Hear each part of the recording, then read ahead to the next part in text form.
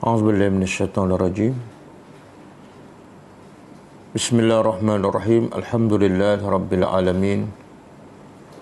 Nahmaduhu wa nasta'inu wa nastaghfiruh. Wa na'udzu billahi min syururi anfusina wa min sayyiati a'malina. Man yahdihillahu fala mudilla lahu wa man yudlil fala hadiyalah. Asyhadu an la ilaha illallah wahdahu la syarika lah wa asyhadu anna Muhammadan abduhu wa rasuluh. Subhanaka la ilma lana illa ma 'allamtana innaka antal alimul hakim. Allahumma 'allimna ma yanfa'una wanfa'na bima 'allamtana wa zidna ilma. Allahumma ati anfusana taqwaha wa zakkiha anta khairu man zakkaha anta waliyuha wa maulaha. Rabbi yassir wa la tu'assir, Rabbi tammim bil khair. Amma ba'du.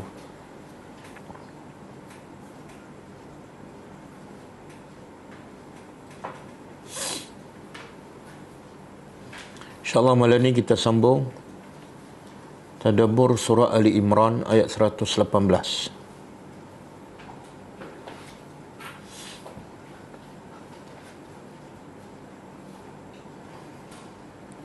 Sebelum tu kita tengok pengajaran dua ayat yang lepas. Ayat 116 dan 117. A'udzubillahi minasyaitonirrajim.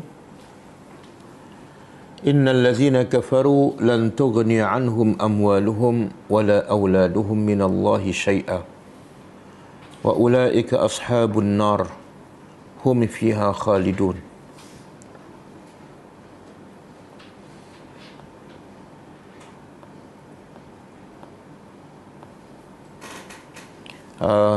Pengajaran sekaligus dua ayat. Ayat 117, masalu ma yunfiquna fi hadhil hayatid dunya kamathali rihin fiha sirrun asabat harsa qaumin zalamu anfusahum fa ahlakathu wa ma zalamahumullahu walakin anfusahum yazlimun. Jadi pengajaran untuk dua ayat sekaligus. Pertama, orang-orang kafir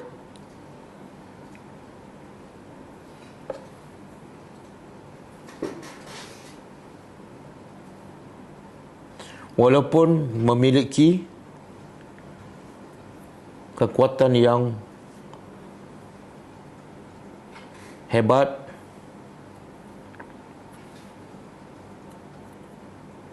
sama ada dari segi harta atau anak-anak,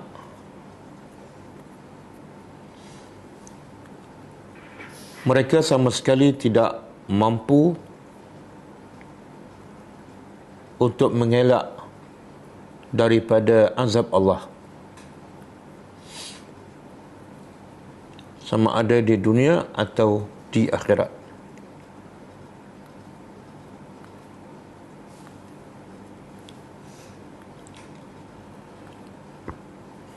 Yang kedua,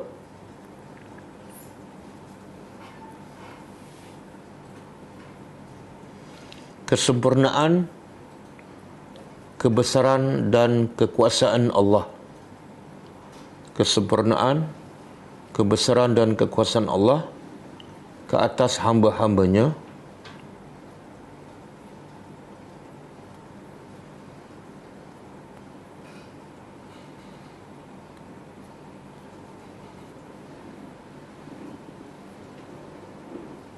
sehingga tidak ada satu manusia pun,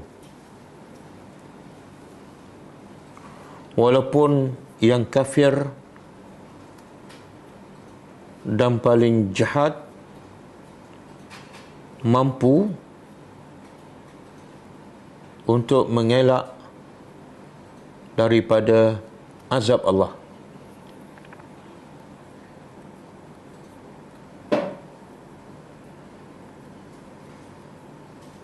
Yang ketiga, semua harta benda dan anak-anak sedikit pun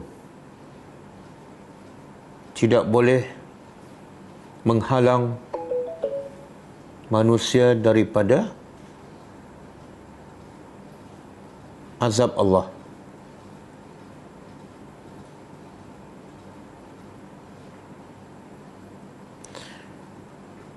Kecuali harta dan anak itu dimiliki oleh orang yang beriman dan diguna sepenuhnya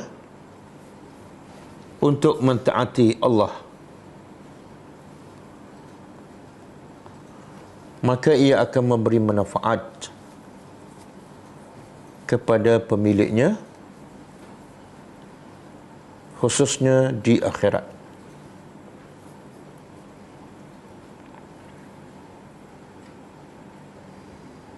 Yang keempat, orang-orang kafir akan masuk neraka dan kekal selama-lamanya.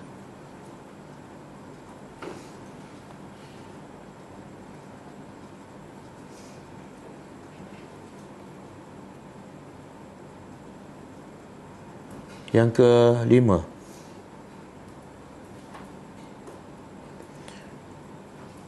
semua harta yang diinfakkan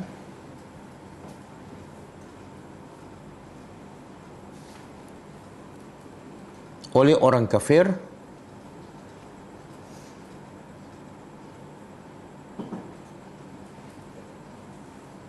atau diinfakkan oleh orang Islam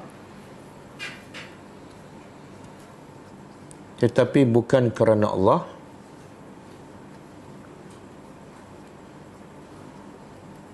maka ianya akan menjadi sia-sia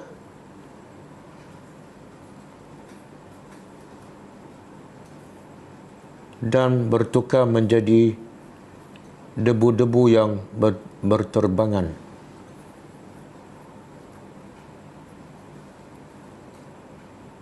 Yang keenam,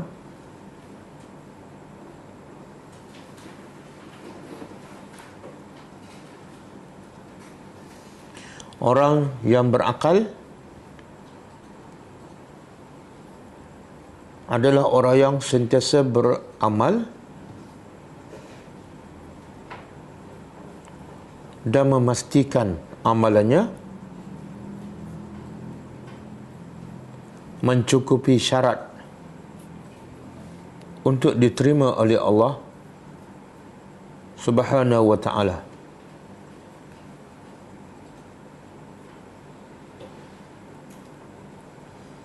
Iaitu dilakukan ikhlas kerana Allah dan selari dengan sunnah Rasulullah sallallahu alaihi wasallam.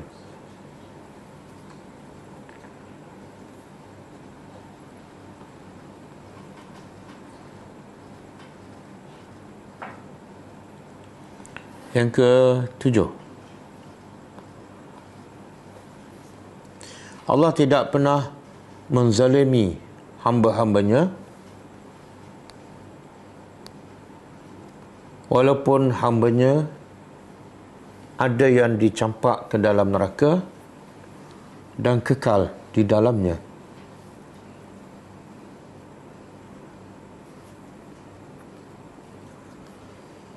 Sebaliknya, hamba-hambanya sendiri yang menzalimi diri sendiri.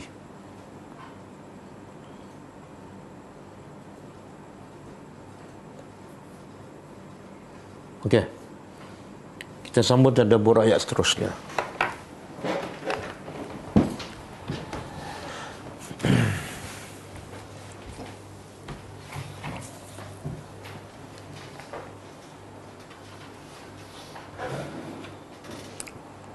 Okey, kalau ayat sebelum ni Allah mencerita pasal ahli kitab yang sebelum tu yang tak beriman, kemudian Allah tu berlaku adil dengan memuji juga ahli kitab yang beriman dengan sifat-sifatnya. Kemudian Allah cerita balik orang-orang kafir yang mana harta dan anak-anak sedikit pun tidak akan menghalang mereka daripada azab Allah, dan apa yang diinfakkan oleh mereka sia-sia. Jadi ayat malam ni Allah cerita pula tentang orang munafik. Orang munafik. Sebab di zaman Rasulullah, musuh Nabi dan musuh orang beriman ada dua. Satu, yang terang-terang kafir, zahir dan batin. Dan yang kedua, musuh yang lagi bahaya ialah yang pada zahirnya Islam dan pada batinnya kafir. Jadi ayat malam ni Allah cerita pula tentang perangai orang-orang munafik di zaman Rasulullah sallallahu alaihi wasallam, dan menggambarkan bahawa itulah betapa sukarnya, betapa beratnya tanggungjawab Rasulullah dan orang beriman dalam menyebarkan Islam dan menegakkan Islam dengan dikelilingi oleh musuh, sama ada kafir ataupun dari dalam, iaitu orang munafik. Okay, a'udzubillahi minasyaitanir rajim. Ya ayyuhallazina amanu, wahai orang-orang yang amanu, mereka beriman.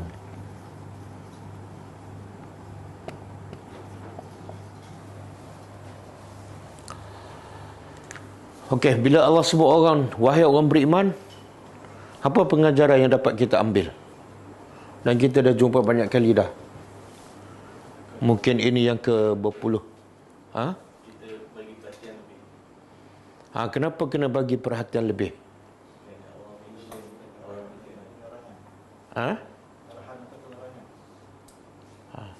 Sebab bila Allah direct sebut orang beriman, mana Allah nak bagi tahu iman itu ada tuntutannya, ada tanggungjawab.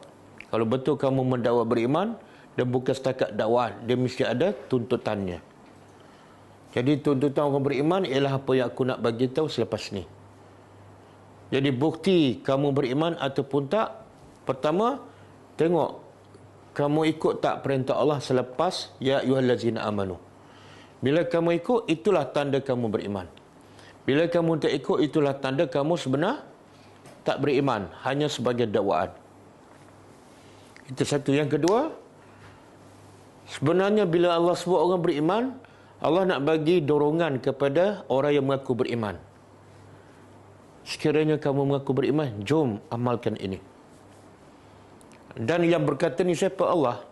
Kalau kita betul-betul cintakan Allah, kita akan sentiasa bersedia untuk mendengar dan taat. Sebab nilai iman di sisi Allah adalah nilai yang sangat tinggi dan mulia. Hanya orang yang beriman sahaja yang nak menjadi orang yang betul-betul beriman di sisi Allah.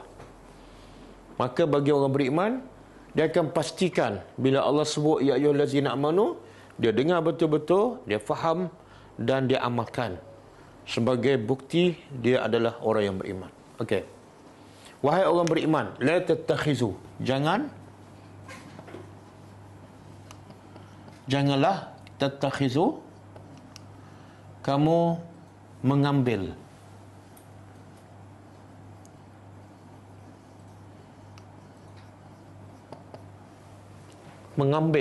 bitana. Apa makna bitana?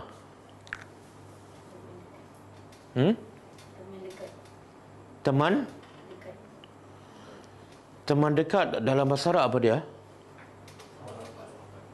Tak dalam bahasa Arab. Apa dia?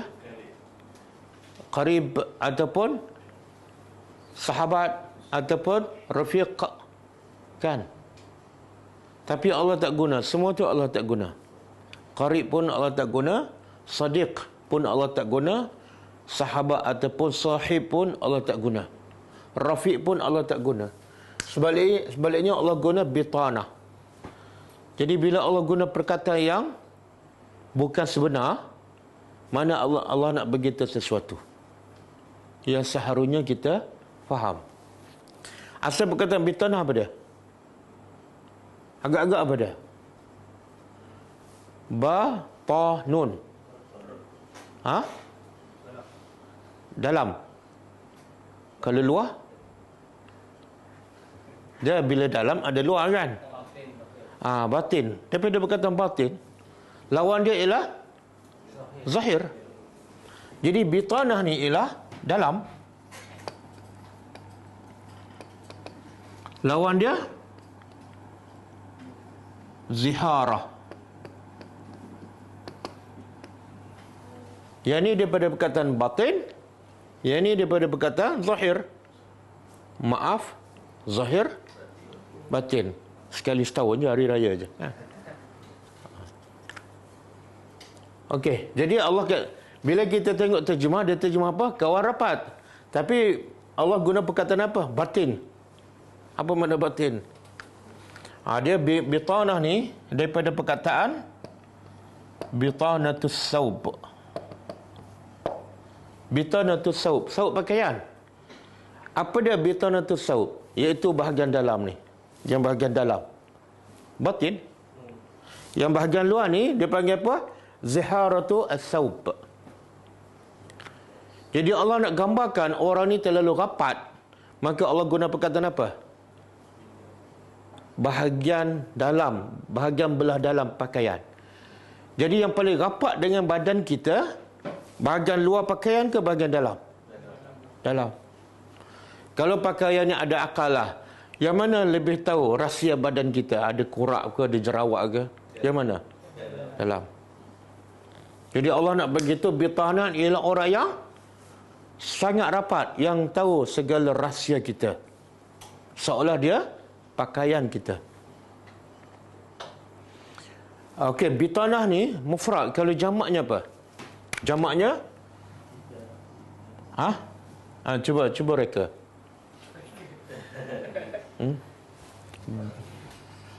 Ada dalam Quran. Batain.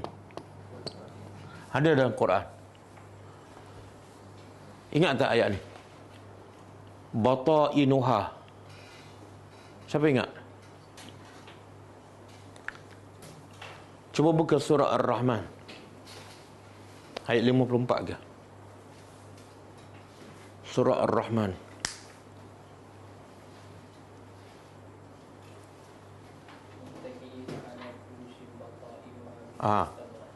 Muttaqi'ina ala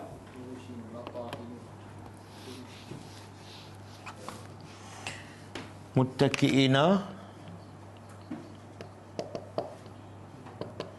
ala furushin batainuha min istabrakin.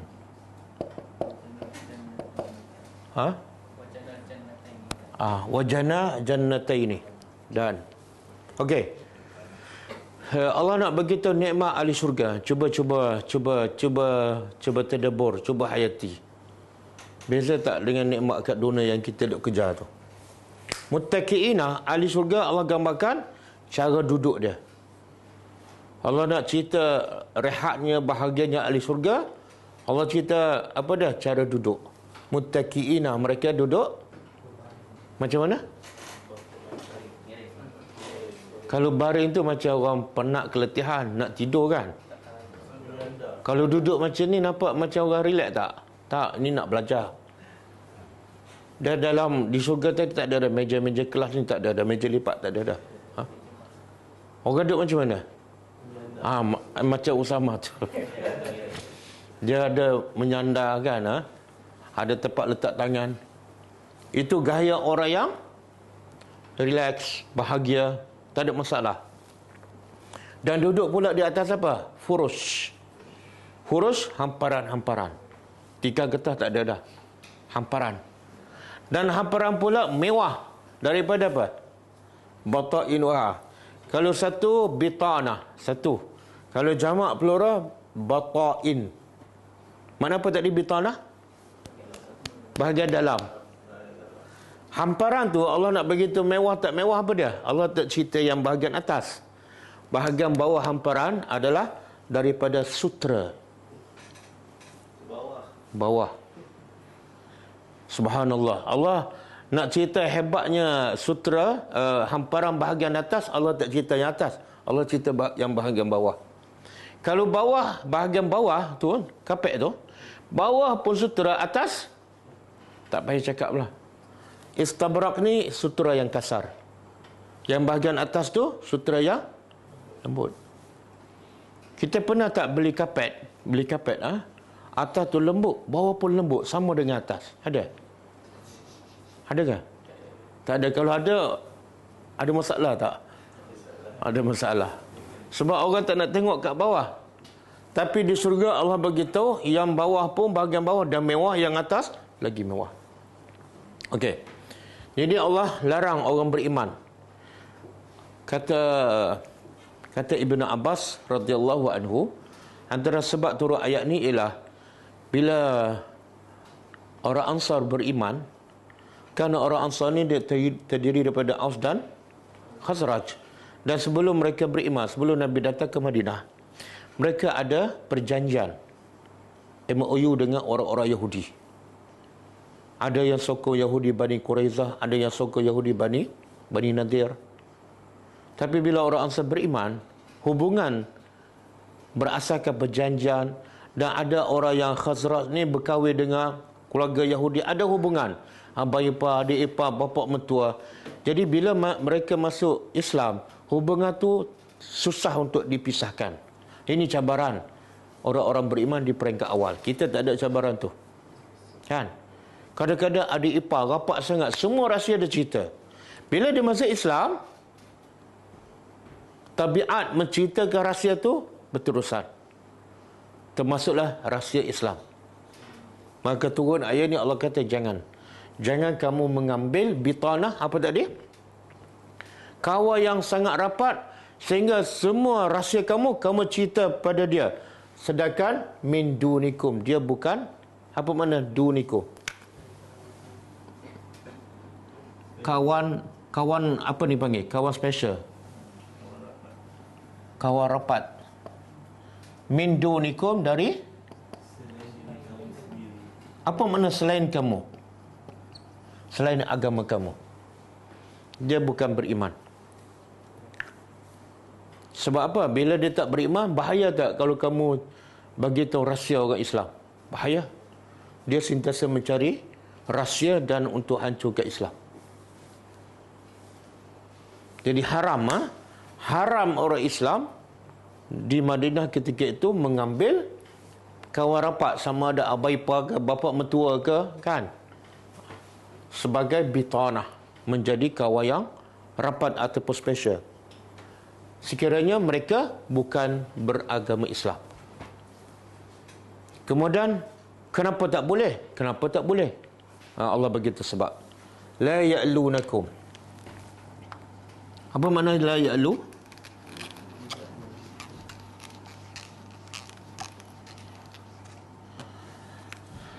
La ya'lu daripada al-ilyu. Al-ilyu. Kalau fa'il ala ya'lu, makna dia at-tarku. Makna dia ialah taraka, meninggal. Jadi la ya'lunakum, sebab apa tak boleh ambil mereka yang bukan daripada agama kamu, yang memang sebelum tu kawan rapat kamu, tak boleh teruskan hubungan kawan rapat.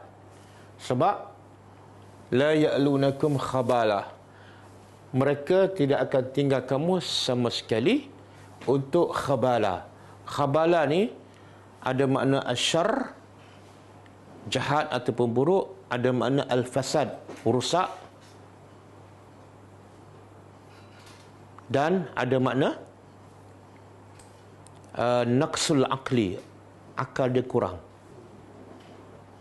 Jadi apa maksud ayat ni?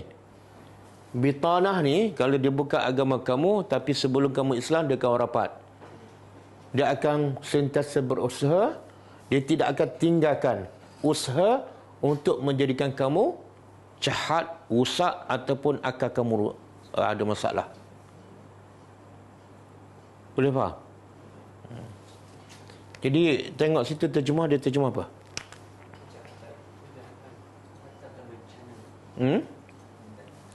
Tapi sini la ya'lunakum dia terjemah apa?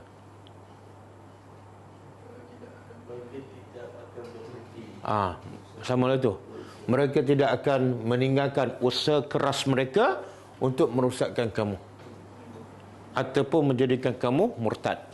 La ya'lunakum, mereka tidak akan berhenti merosakkan kamu.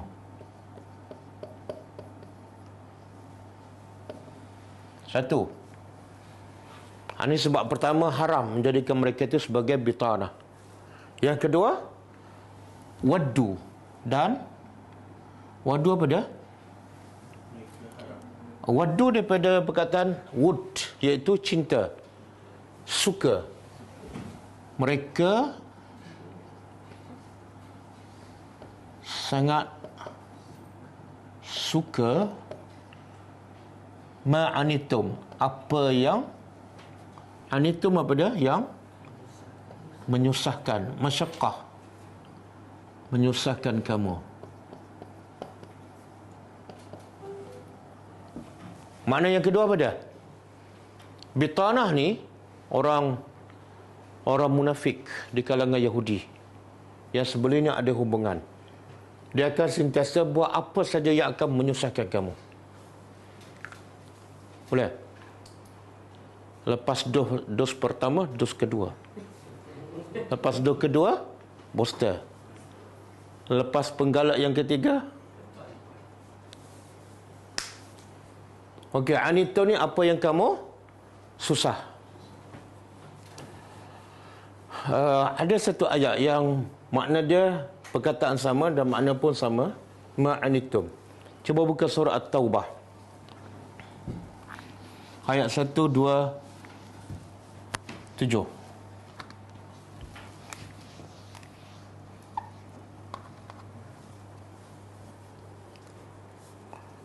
Laqad ja'akum 128. Laqad ja'akum rasulun min anfusikum azizun alaihi ma anittum harisun alaikum bil mu'minina raufur rahim. Tengok Allah puji Rasulullah, sifat Rasulullah. Sifat Rasulullah yang Allah puji apa dia? Laqad ja'akum, pasti sesungguhnya telah datang kepada kamu seorang Rasul. Dan Rasul itu pula satu nikmat kepada kamu, iaitu min anfusikum. Dia adalah daripada kalangan kamu. Apa makna daripada kalangan kamu? Daripada bangsa kamu, bangsa Arab. Kalau Rasul daripada bangsa lain, sukar untuk kamu menerima. Dan Rasul juga daripada kalangan kamu, makna kamu kenal dia daripada kecil lagi. Bahkan kamu gelarkan dia Al-Amin. Apa sifat Rasul yang terpuji ni? Azizun. Apa makna aziz? Ni orang Melayu suka baca ni dua ayat terakhir surah At-Taubah kan? Betul kan? Bila dia baca? Dalam solat. Luar solat pun dia baca kan? Betul baca tak? Kalau tak baca bukan Melayu lah. Jadi apa makna azizun?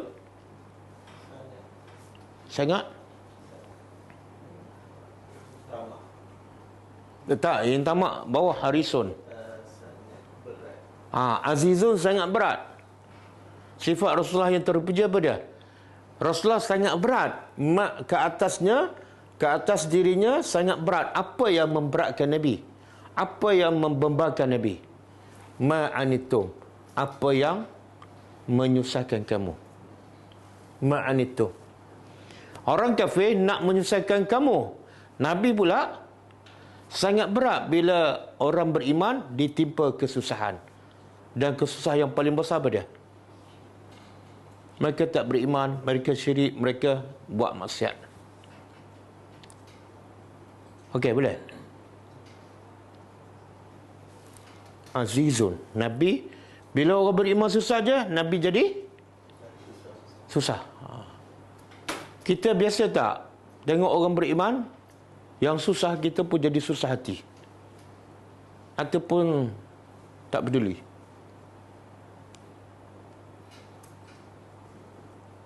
Saya nak jawab. Nabi hidup senang tak? Susah. Nabi sendiri pun susah, tapi Nabi tak pernah merungut sebab kesusahannya. Yang Nabi merungut kesusahan sahabat. Kan? Kita hidup senang, tapi kita juga masih merungut tak cukup senang. Betul? Itulah kita. Apa ni kata pepatah? Bila kita susah, orang tengok kita kan, dia pun bagi nasihat, sabarlah. Kita jawab apa? Berat mata memandang, berat lagi bahu memikul. Itu pepatah Melayu, tapi Nabi tak pakai. Nabi tak pakai pepatah tu. Yang Nabi pakai apa dah? Terbalik. Bila Nabi tengok orang beriman, Nabi kata apa? Pepatah tu diterbalikkan. Lagi berat mata memandang. Berat sahabat yang memikul, tapi berat lagi mata Nabi yang memandang. Boleh faham? Terbalik. Jadi kerja Nabi banyak memikirkan masalah umat. Kemudian sifat kedua, harisun alaikum. Apa makna haris? Haris ni makna sangat tamak. Tamak apa ni? Apa yang Nabi tamak? Untuk memberi hidayah, petunjuk kepada manusia. Sangat tamak. Sampai Nabi kadang-kadang tak cukup tidur, tak cukup rehat, tak cukup makanan. Sebab apa? Asyik usaha dan tamak nak berdakwah. Okey? Jadi dua, haram mengambil bitanah sebagai kawan baik. Pertama, sebab mereka sentiasa nak merosakkan kamu. Yang kedua, mereka sentiasa suka sangat melihat kamu susah. Yang ketiga, qad badatil baghdha. Sesungguhnya badat. Apa makna badat?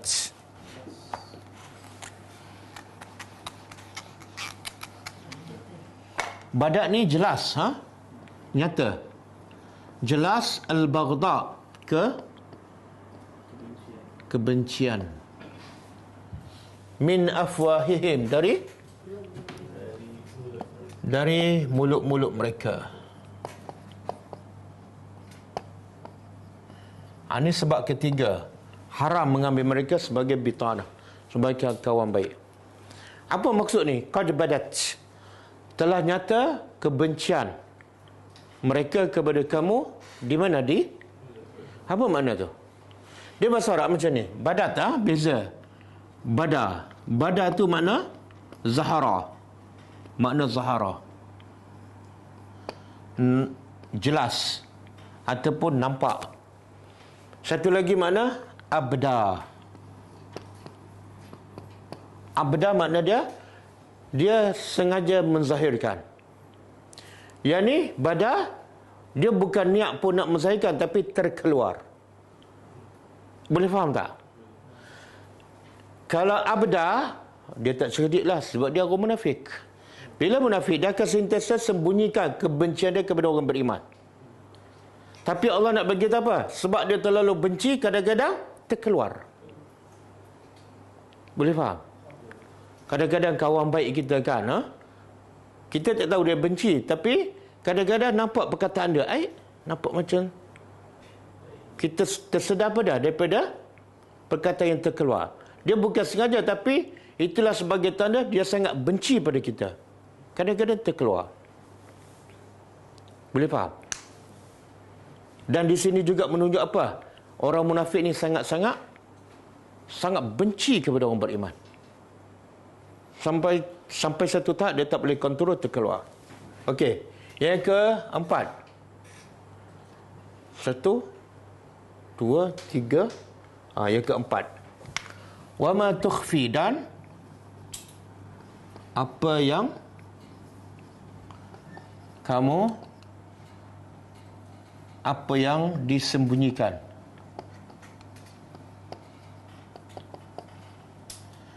oleh dada-dada mereka. Sudur apa makna? Sebenarnya sudur tu dada, tapi maksud ayat ni apa dah?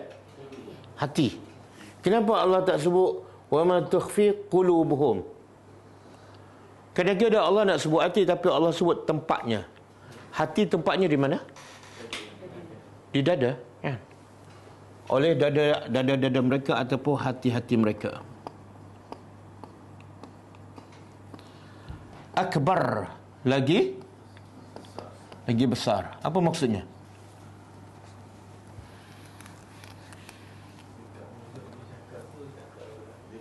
Yang ni terkeluar. Dan itu pun kadang-kadang kamu tak perasan, tapi Allah beritahu. Yang betul-betul dalam hati yang tak terkeluar tu lagi besar kebenciannya kepada kamu. Boleh faham? Dia sahabat-sahabat tahu tak apa dalam hati orang munafik? Tak tahu. Bila tak tahu, macam mana mereka nak kenal? Macam mana mereka nak kenal?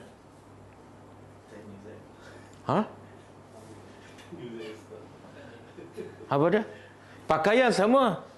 Nabi pakai jubah, dia pakai jubah. Nabi pakai serban, dia pakai serban.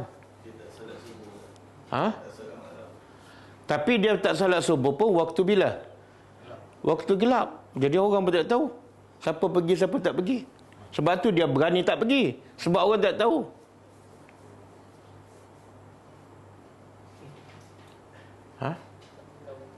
Apa dia? Nanti Allah akan sebut. Bila benda dalam hati ni tak nampak, maka Allah suruh kita berhati-hati dengan perbuatan. Dengan perbuatan dan juga dengan perkataan. Kadang-kadang terkeluar, tapi kadang-kadang tak keluar langsung. Kena tengok perbuatan dia. Nanti ayat akan datang, Allah akan cerita tanda-tanda nak kenal musuh dalam selimut, kan? Gunting dalam lipatan. Kadang-kadang duduk satu kelas dengan kita, kan? Kadang-kadang bersama kita, lepas sekian lama keluar dia kutuk habis-habis kita, kan? Okey. Qad bayyana, sesungguhnya bayyana apa dah? Kami telah jelaskan lakum, bagi kamu, ayat, tanda-tanda. Ini tanda-tanda apa ni?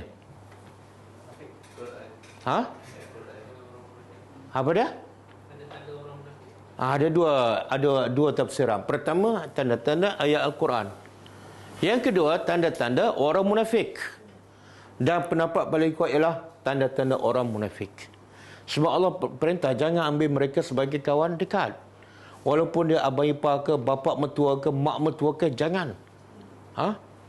Dan sahabat pun tak tahu sebab. Maka Allah kata, kami dah jelaskan sebab-sebabnya. Sebabnya cukup jelas. Kemudian, in kuntum, sekiranya kuntum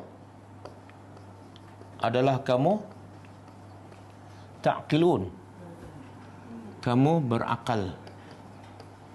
Apa maksud hujung ayat ni?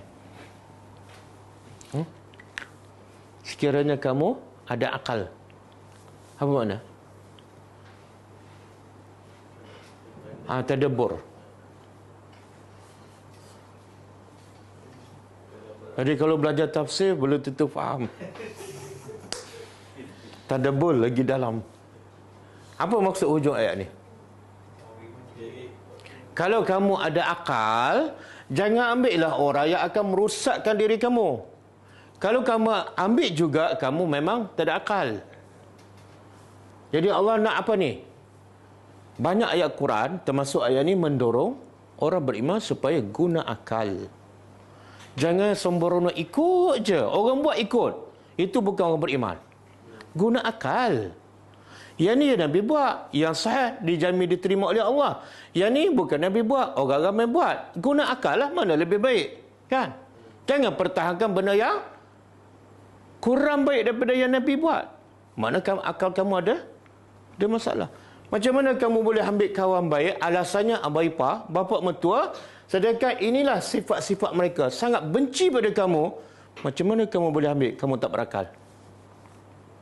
Satu. Yang kedua, sekiranya kamu berakal, ayat tanda-tanda yang kami jelaskan cukup jelas. Kalau tak jelas, makna apa? Betul ke? Betul. Tak berakal itu. Boleh faham? Dan di sini juga ayat ni Allah nak mendorong kita pada supaya sentiasa sepanjang masa jadi orang berakal. Betul tak berakal? Okey, cuba berfikir. Jadi orang nak buat benda-benda yang bukan sunnah kan. Cuba tanya dia. Jangan tanya, ada akal ke tak? Kamu orang berakal kan? Okey. Betul? Okey, setuju. Yang ni yang Nabi buat. Sahih. Yang ni bukan Nabi buat. Kita tak kata salah. Tapi antara dua ni, yang Nabi buat, hadis sahih. Dan Allah bagi syarat. Tanda aku cinta, ikut yang Nabi buat. Bukan ikut yang orang ramai buat. Kalau kamu berakal, kamu pilih yang mana? Agak-agak lah. Dia akan jawab apa? Kalau dia kata jawab itu, makna dia tak berakal. Jangan terhukum, ini salah, ini bid'ah. Dia tak boleh terima. Ajak dia berfikir. Boleh. Ini ajak. In kuntum. Betul tak kamu berakal? Okey, cuba fikir. Patut tak ambil dia sebagai kawan rapat? Okey. Ayat ni sama dengan ayat pertama surah Mumtahanah. Cuba tengok.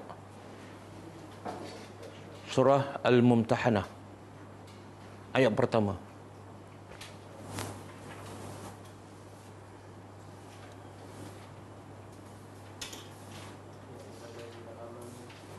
Ya ayyuhallazina amanu, wahai orang beriman. Sama Allah seru orang beriman. La tattakhizu. Jangan kamu ambil musuh aku. Dan dia juga musuh kamu. Jangan kamu ambil dia sebagai aulia, penolong, pembantu. Macam mana kamu ambil musuh sebagai penolong, pengurus? Dia sembunyikan.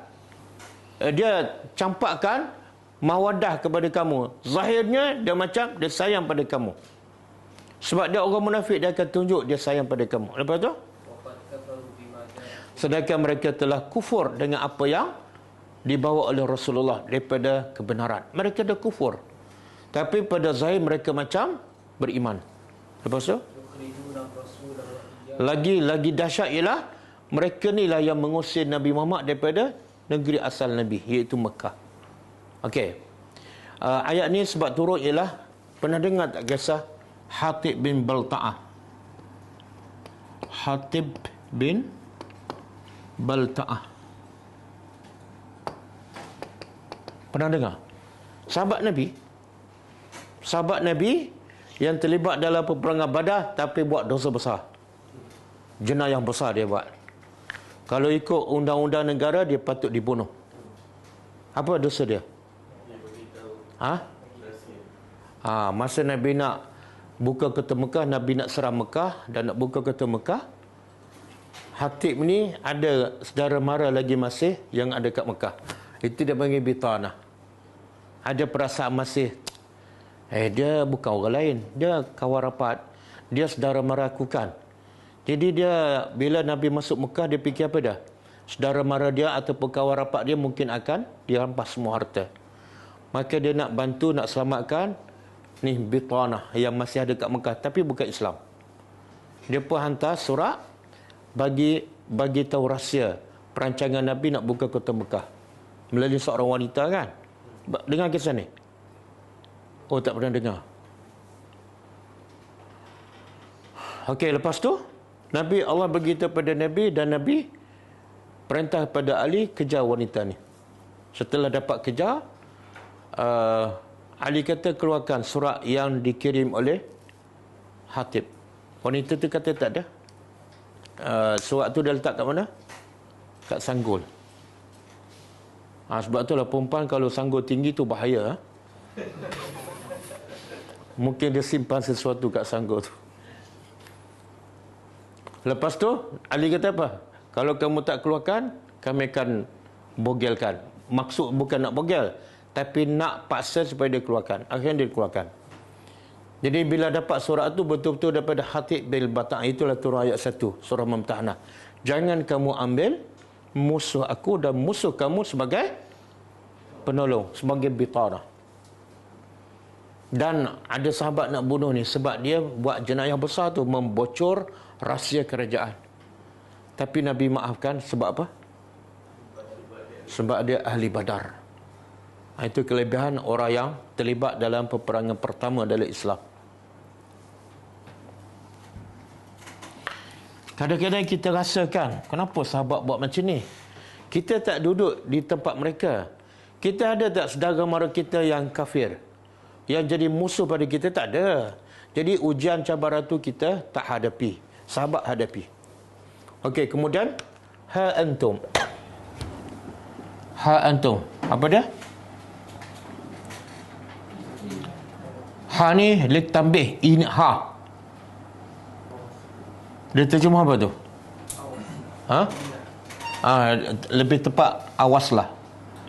Ha ni litambih, untuk bagi peringatan. Awaslah. Antum, kamu, ulai, ini, awaslah kamu akan ini. Tuhibbunahum, kamu cintakan mereka. Jadi Allah kata, kamu cinta pada mereka. Siapa mereka ni? Bitanah, orang kafir. Tapi dia rupanya di luar Islam, munafik. Kenapa soalan dia? Kenapa sahabat cinta pada mereka? Sebab pada zahirnya mereka Islam. Satu. Yang kedua, kadang-kadang bukan Islam tapi sebab saudara mara. Kadang-kadang bapa dia kafirkan. Boleh tak cinta pada bapa yang kafir? Tak boleh langsung. Terputus. Okey. Jadi Allah bagi tahu kamu cinta pada mereka. Sebab apa? Sebab rupa mereka Islam. Dan itu menunjukkan salah tak orang Islam sayang pada saudaranya yang pada zahirnya Islam? Salah ke tak? Tak salah. Bahkan itu adalah tuntutan. Nabi kata, Allah sebut apa dalam surah Al-Hujurat? Innamal mu'minuna, sesungguhnya orang beriman hanyalah orang beriman itu sentiasa bersaudara, macam adik-beradik. Dan Nabi sebut dalam satu hadis, la yu'minu ahadukum hatta yuhibba li akhihi ma yuhibbu li nafsihi. Tidak beriman seseorang kamu sehingga dia sayang pada saudaranya sebagaimana dia sayang pada diri sendiri. Inilah sifat orang beriman. Yang munafik dalam hati kita tak tahu. Dan ini juga menunjukkan bahawa haram kita membenci sesama Islam. Haram. Okey. Tetapi Allah kata wala yuhibbunakum, dan mereka tidak cintakan kamu. Kamu cinta mereka tapi mereka tidak. Macam mana orang beriman tahu orang munafik tak cinta pada mereka? Allah yang bagi tahu. Bila Allah begitu menunjukkan apa? Apa pengajarannya? Pengajarannya ialah Allah sangat-sangat sayang dan sangat-sangat prihatin dengan orang beriman. Aku sayang pada kamu. Berhati-hati dengan mereka ni. Pada zahir nampak mereka sayang, tapi sebenar aku nak beritahu kamu, mereka benci kamu.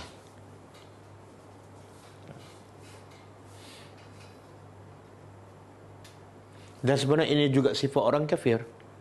Orang kafir ni kalau nak kata sayang pada orang beriman, susah nak masuk akal. Sebab bila dia kafir, dia kufur kepada Allah, dia menentang Allah. Macam mana boleh sayang kepada orang yang beriman kepada Allah? Dia sendiri kufur kepada Allah. Okey, wa tu'minuna, dan Ini Allah nak bagi kita perbezaan antara orang beriman dengan orang munafik. Perbezaan pertama, kamu sayang pada mereka tapi mereka benci pada kamu.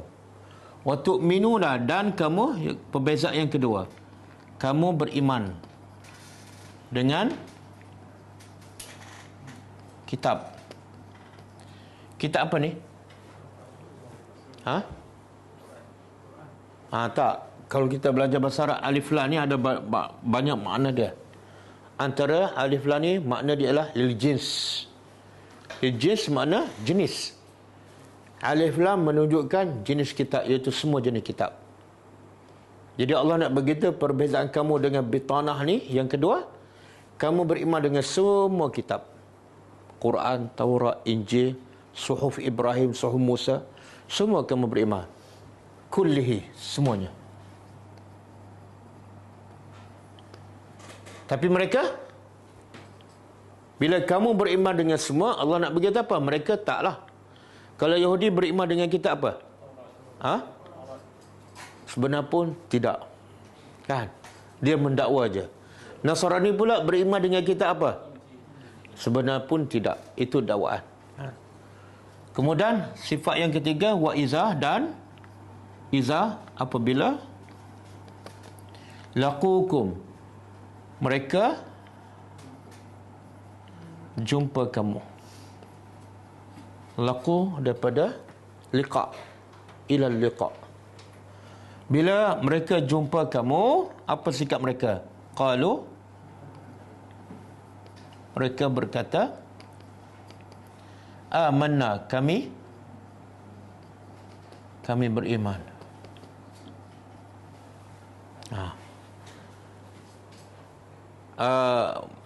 Apa yang membuktikan mereka beriman? Apa dia? Mulut je lah.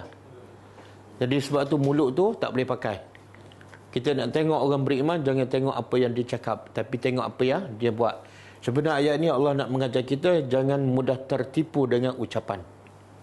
Saya setuju dengan Ustaz kan. Saya sangat suka dengan kelah Ustaz kan. Jangan mudah terpedaya, wahai Ustaz. Wa iza, dan apabila khalau. Apa makna khalau? Mereka beredar. Ataupun mereka berada sendirian. Tak ada jumpa orang beriman, kami sama dengan kamu, tak ada masalah. Sama-sama beriman. Tapi bila bersendirian, khalau daripada khalwah.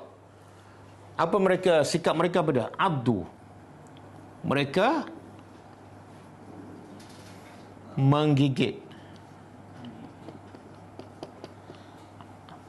Abdu alaikum. Alaikum apa dia? Ke atas kamu. Anamil. Anamil apa dia?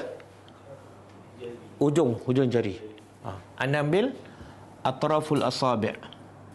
Hujung jari. Sebab apa ni? Dia gigit jari sebab apa? Minal ghaiz, dari kerana marah. Ghaiz, marah. Apa yang dia marah ni? Sebab apa orang munafik marah sangat ni?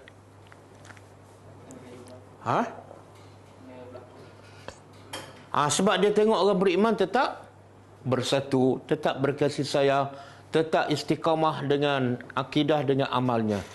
Mereka kecewa. Dan mereka sangat geram, sangat marah. Apa bukti? Mereka sangat geram dan sangat marah. Gigit jari. Ini tanda-tanda lah, antara tanda lah. Bila kita nak marah sangat kadang-kadang, gigit jari kan? Pernah tak gigit jari?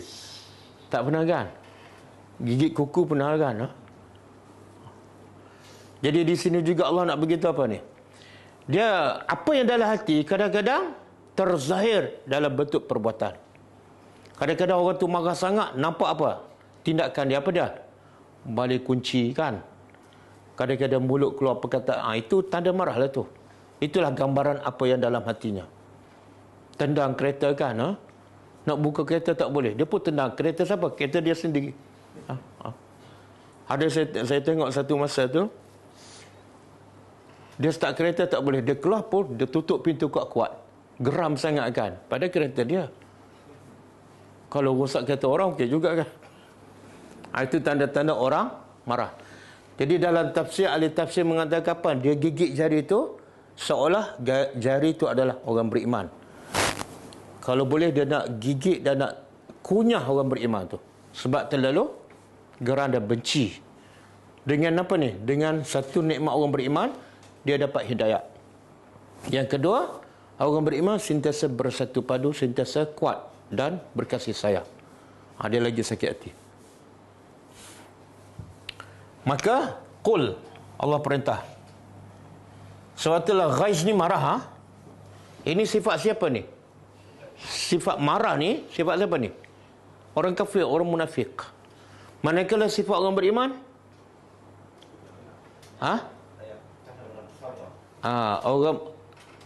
Orang beriman ada tak marah? Ada. Tapi kontrol.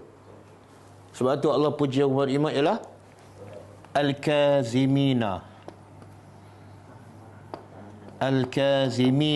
Al-Ghaiza.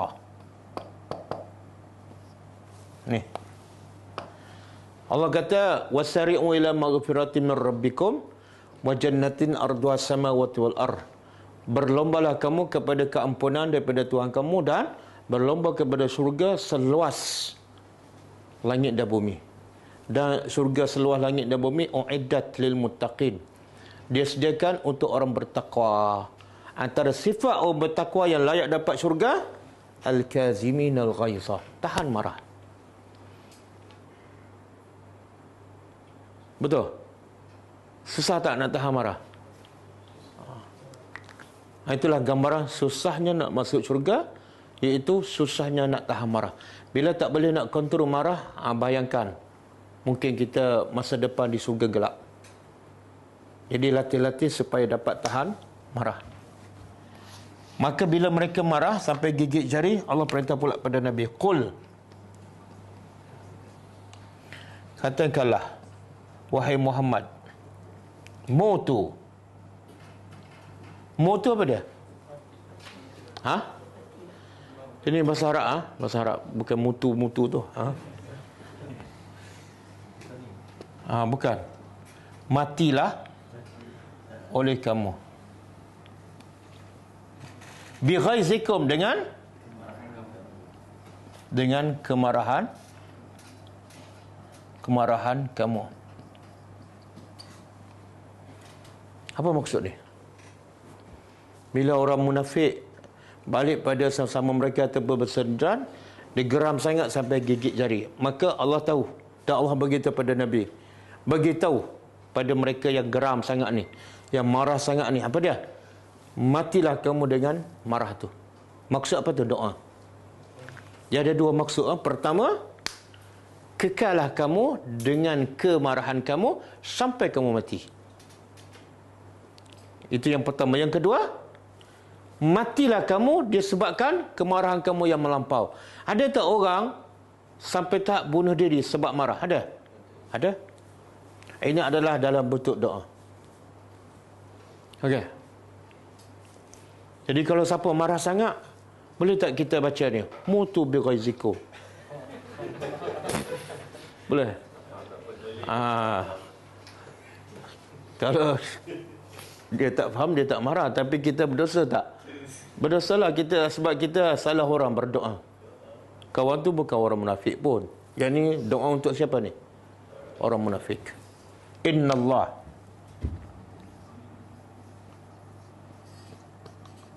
sesungguhnya Allah alimun,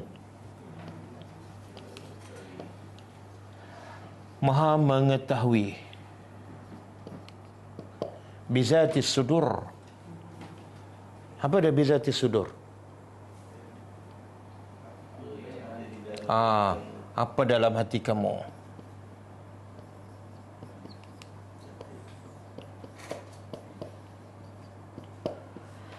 Banyak Allah cerita sudur kan.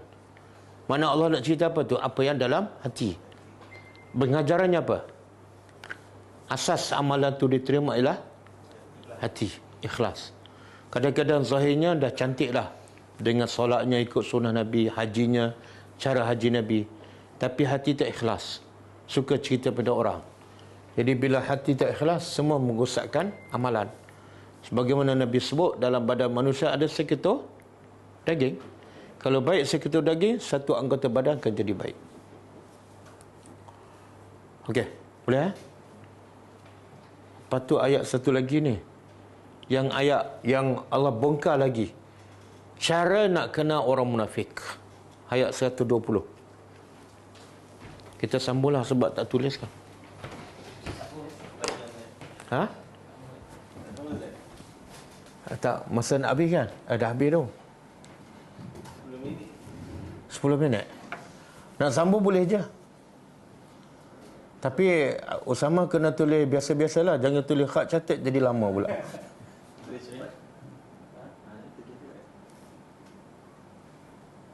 Ataupun buka Quran. Ha? Tapi nanti belajar tak berhati pula. Tak boleh, tak ada mana harfiah.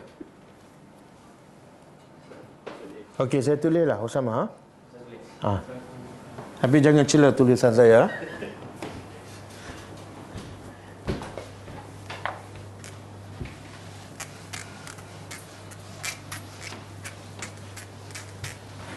Sebab ayat yang 120 ni ayat kira bersambung, pelengkap tentang sifat orang munafik.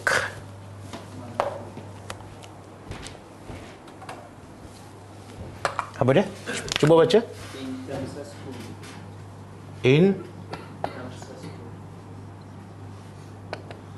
tamsashu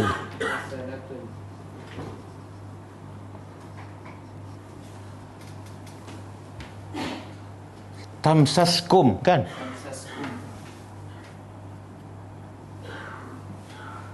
Hasanatun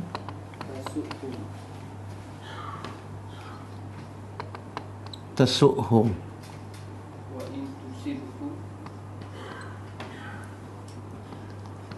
wa in tusibhum tusibkum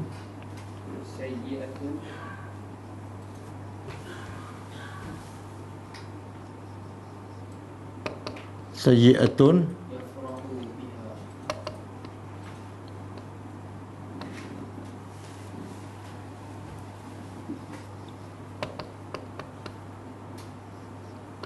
yafrahu biha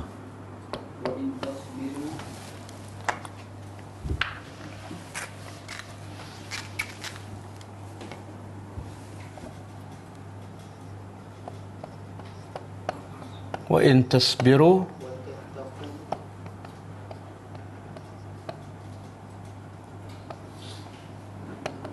wa tattaqu la yadurrukum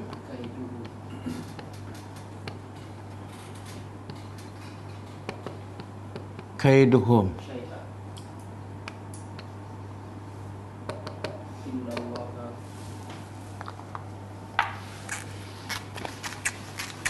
innallaha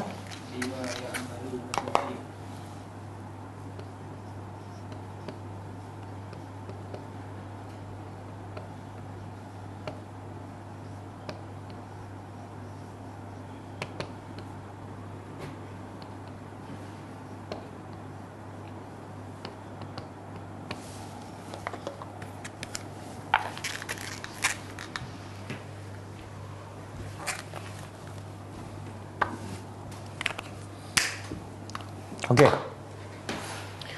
Ayat seterusnya, ayat 120, pembongkaran yang lagi jelas tentang sifat munafik.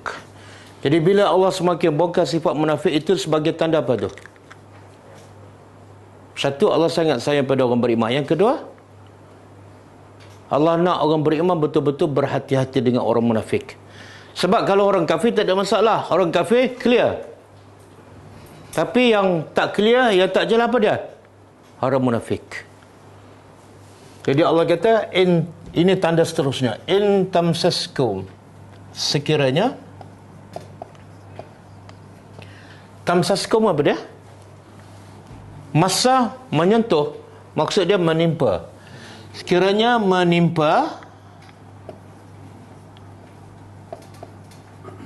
kamu hasanatun, sebut dalam bentuk nakirah. Bila nakirah makna apa? Apa? Umum. Makna apa umum? Apa saja kebaikan, walaupun sekecil zarrah. Apa-apa kebaikan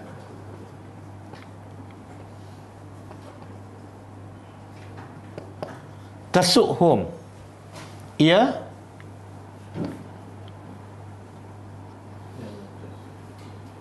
mendukacitakan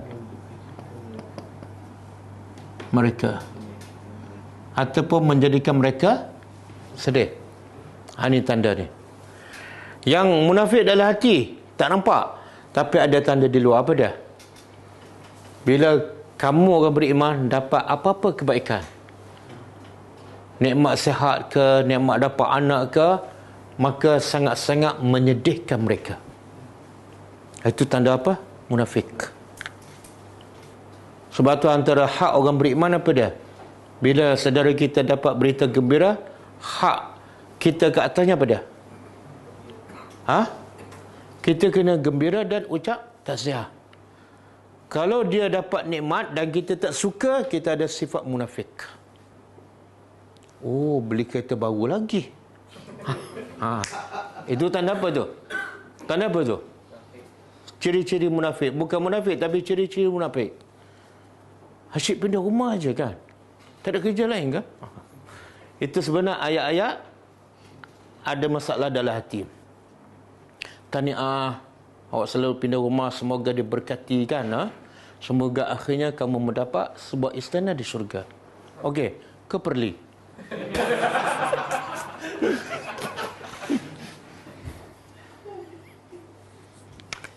Okey. Wa'in dan sekiranya tusibukum, menimpa, tusib daripada musibah, menimpa kamu, sayyi'atun, lawan hasanah, apa-apa keburukan. Miskin, sakit, anak mati, suami mati, isteri meninggal kan? Covid ke? Apa sikap orang munafik? Yafrahu. Mereka gembira dengannya. Boleh? Sebab tu ulama kata, kalau orang tanya apa definisi musuh, macam mana kita nak kenal musuh?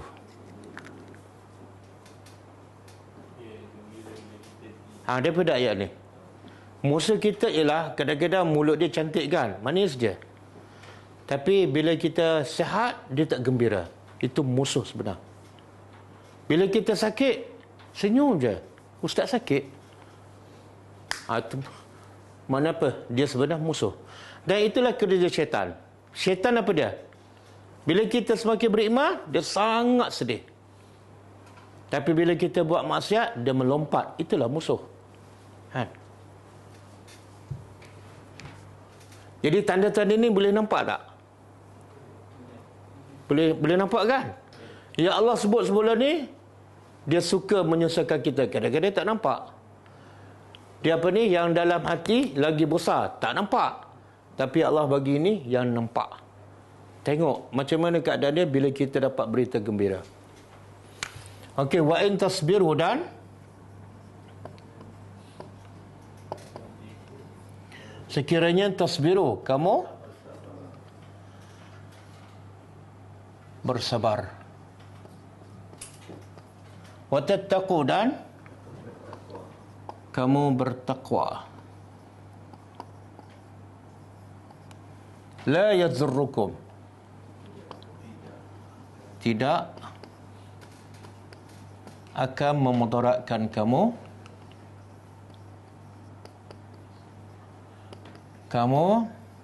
kaiduhum, tipu daya mereka ataupun perancangan jahat mereka.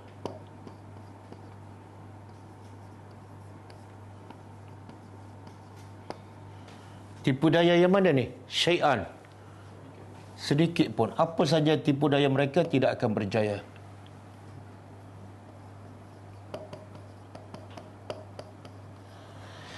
Subhanallah. Tengok ayat Quran. Kan Allah kata apa? Wa nunazzilu minal Quran ma huwa syifa'un. Quran ni adalah syifa'. Allah bagi masalah. Masalah apa ni? Orang munafik. Dengki, geram, benci pada kita kan, dan macam-macam dia rancang untuk merosakkan. Itu masalah. Tapi Allah bagi tak solusi. Macam mana cara nak hadapi itu? Apa cara dia? Subhanallah. Kita kadang-kadang orang buat jahat pada kita, solusi kita apa dia?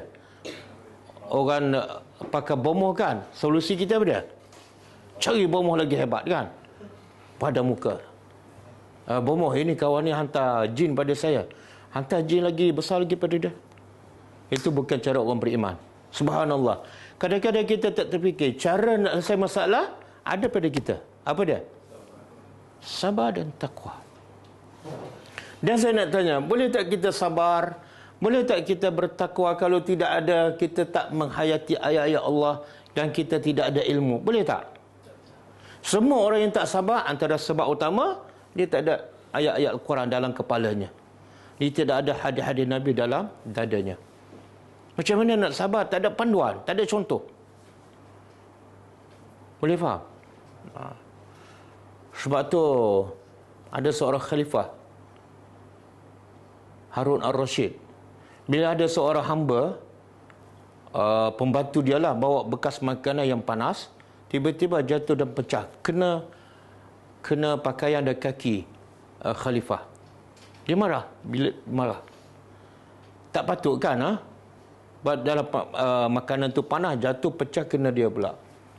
Bila dia marah, pembantu rumah baca apa? Ayat yang saya baca tadi. Ciri-ciri orang bertakwa ialah, ciri-ciri orang bertakwa yang dapat syurga seluar langit dan bumi, allazina yunfiquna fis sarra'i wad dharra, yang suka menginfak, sentiasa menginfak hartanya ketika rahsia, dalam keadaan rahsia, dan ketika senang dan susah. Satu. Yang kedua, al-kazimin al-ghaiza, ciri-ciri orang yang layak dapat syurga boleh tahan marah. Terus khalifah tahan marah sebab ayat memandu dia. Lepas tu dia baca lagi, wal afina anin nas, dan orang yang suka memaafkan orang. Terus khalifah kata, aku maafkan kamu. Sebab apa? Aku nak syurga. Bodoh aku layan perasaan marah sehingga aku terlepas syurga. Wallahu yuhibbul muhsinin, dan dia kata aku merdekakan kamu. Macam mana dia boleh sabar on the spot masa tu? Dengan ayat Quran. Okey. Jadi Harun al-Rashid belajar tak tafsir?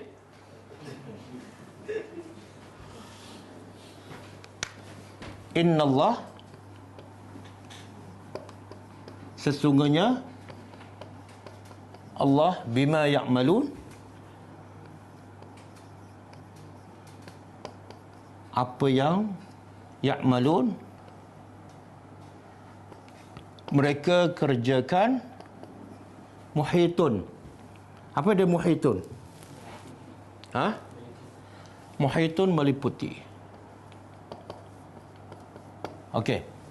Hujung ayat ni apa yang kita dapat pengajaran? Ayat Quran ni dua je. Kalau tidak basyir, berita gembira, maka dia adalah nazir, amaran, kan? Okey, ayat ni apa dia? Basyir ke nazir?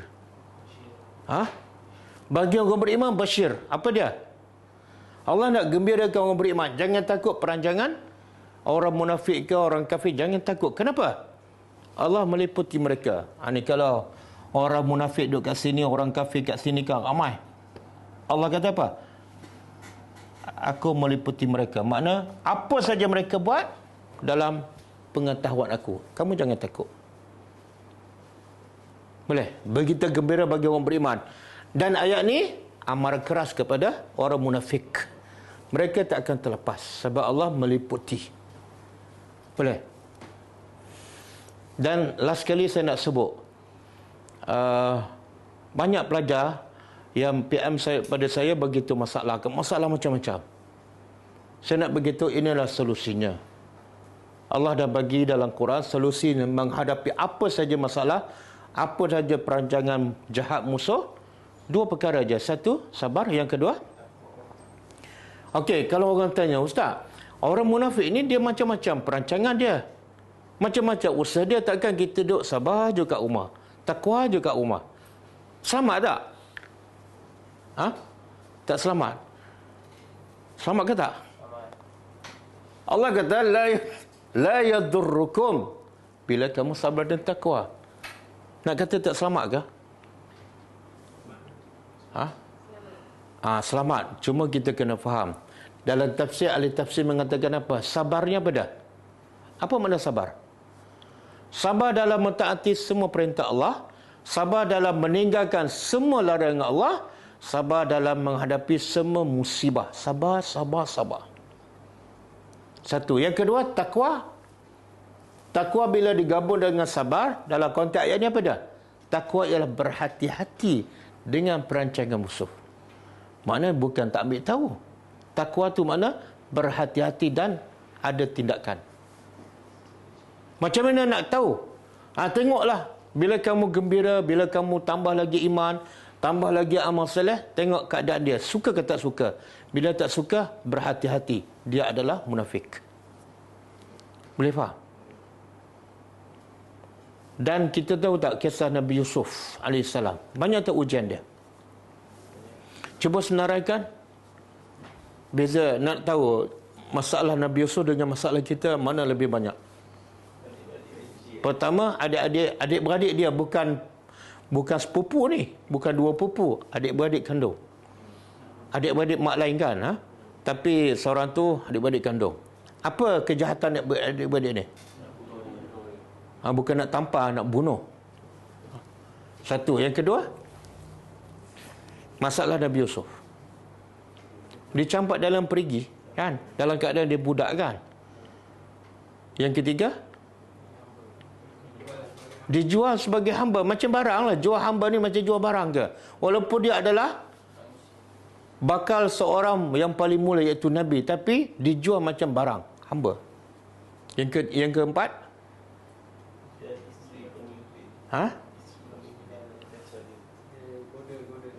tak, sebelum tu dijadikan hamba dalam istana, kan? Budak suruhan.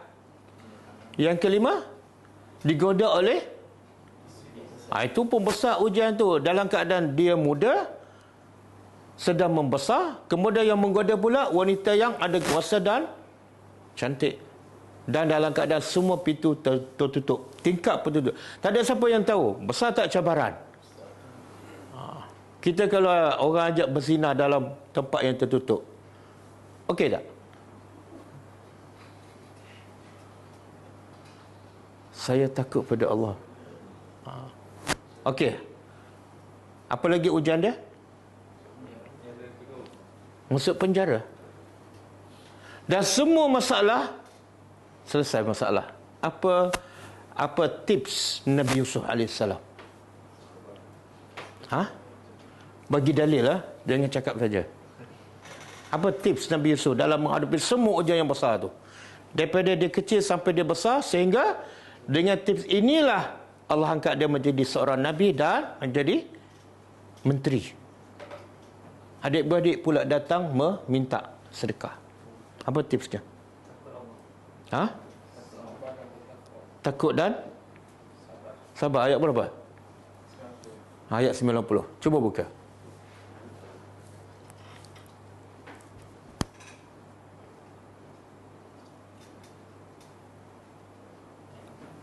Ayat 90, surah Yusuf.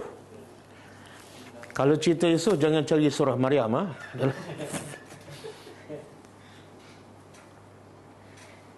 Okey. Qalu, adik-beradik mereka, bila terbongkar, dia terkejut. Dia kata, a'anta Yusuf? Adakah kamu ni Yusuf? Dalam kepala adik-beradik, Yusuf dah mati. Tiba-tiba jadi menteri. Lepas tu, qala ana Yusuf. Ya, aku adalah Yusuf. Dan ini adalah saudaraku Bunyamin. Lepas tu, Allah telah menganugerahkan. Tengok, walaupun dah dapat jawatan besar, dia tak berbangga. Ini sebab usahaku. Tak. Dia kata Allah yang menganugerahkan ke atas aku. Kemudian, innahu Man yattaqi wa yasbir fa innallaha la yudhi'u ajral muhsinin. Siapa yang bertakwa dan siapa yang bersabar, Allah tidak akan sia-siakan amalannya, pahalanya. Jadi tips Nabi Yusuf menghadapi semua masalah ujian ialah dengan dua ni, sabar, takwa. Jadi sama juga bila kita berdepan dengan musuh ke siapa-siapa sajalah, maka percayalah dengan dua ni, la yadurrukum, dia tidak akan dapat memudaratkan kita. Tak payah cari ustaz, tak payah cari tok bomo, tak payah cari senjata canggih. Lengkapkan ilmu dan tinggikan takwa dan sabar. InsyaAllah selesai masalah.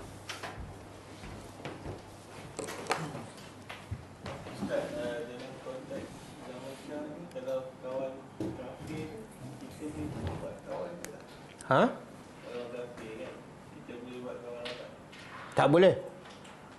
Orang kafir kan, ayat yang satu surah Mumtahanah itu ayat Allah cakap umum. Jangan ambil musuh aku dan musuh kamu sebagai awliya. Bila sebut musuh, termasuklah orang kafir. Sebenarnya ayat itu lebih kepada orang kafir. Sebab orang kafir ni nampak terang-terang. Ada pun orang munafik, kita tak tahu rupa dia orang Islam. Bila kita tahu dia betul-betul kafir, tapi hanya berupa Islam, barulah kita boleh jadikan dia sebagai musuh. Tapi kalau tak tahu, kita wajib jadikan dia sebagai saudara kita.